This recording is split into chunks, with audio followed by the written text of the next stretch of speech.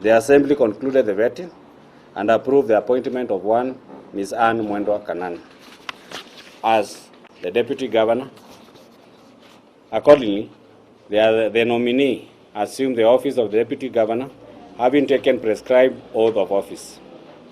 In view of this development, it now follows that the Nairobi City County has a substantive Deputy Governor under Article 182, Clause 2 of the Constitution provides that, and I quote, Clause 2, if a vacancy occurs in the office of the County Governor, the Deputy Governor shall assume office as the County Governor for the remainder of the term of the County Governor.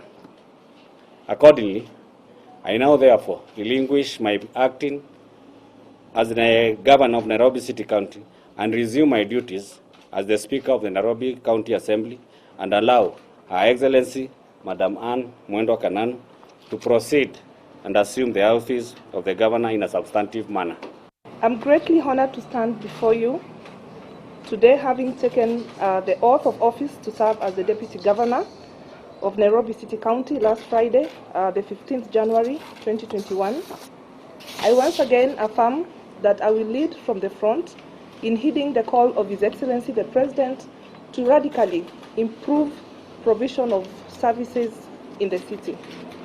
Ladies and gentlemen, my work is clearly cut out and will focus on building the visible achievements as seen in the last few months. This progress has given Nairobians hope that indeed we can reclaim our place as a clean, progressive, and fun green city in the sun. I reiterate that I will remain driven by the vision and understanding of a whole government approach to service delivery.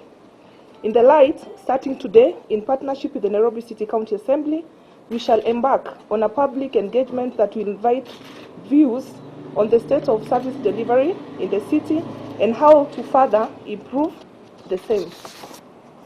We are alive to the needs of the people and the residents of our city, and such it's critical that the early successes seen over the last few months is replicated across the city in all sectors.